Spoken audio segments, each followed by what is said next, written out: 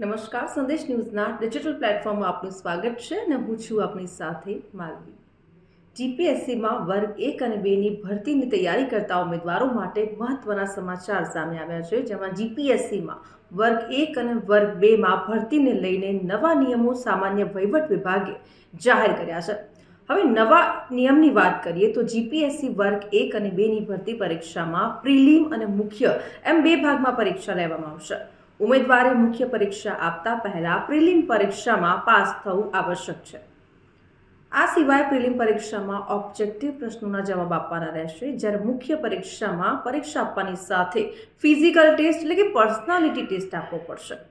ઉમેદવારો ખાસ ધ્યાનમાં રાખે કે ભરતી પરીક્ષા પહેલા જીપીએસસી પરીક્ષાને લઈને સિલેબસ જાહેર કરશે.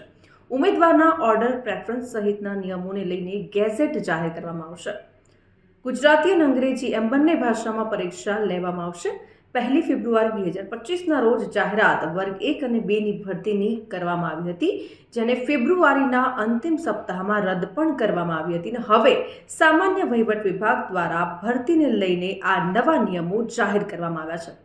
વધુ અપડેટ્સ આપના સુધી પહોંચાડતા રહીશું. સંદેશ ન્યૂઝના ડિજિટલ પ્લેટફોર્મ સાથે જોડાયેલા